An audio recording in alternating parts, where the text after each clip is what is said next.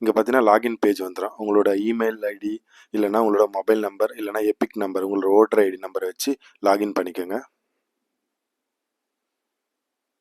உங்களுக்கு ஒரு ஓடிபி வரும், அந்த ஓடிபி என்டர் பண்ணிக்கோங்க.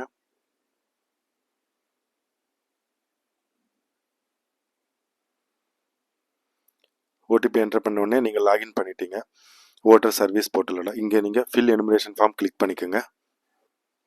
இங்கே உங்களோட ஸ்டேட்டை செலக்ட் பண்ணிக்கோங்க. நான் தமிழ்நாடு செலக்ட் பண்ணிக்கிறேன். அதுக்கப்புறம் இங்கே உங்களோட எபிக் நம்பர் உங்களோட ஓட்டர் ஐடி நம்பரை சர்ச் பண்ணிக்கோங்க, என்டர் பண்ணிக்கோங்க. என்டர் பண்ணி சர்ச் கொடுத்தீங்கன்னா உங்களோட டீட்டெயில்ஸ் எல்லாமே வரும். அதுக்கு கீழே கொஞ்சம் ஸ்க்ரால் பண்ணிங்கன்னா உங்களோட ஃபோன் நம்பருக்கு ஒரு ஓடிபி சென்ட் பண்ணுற மாதிரி இருக்கும். அந்த ஓடிபியை சென்ட் பண்ணிக்கோங்க.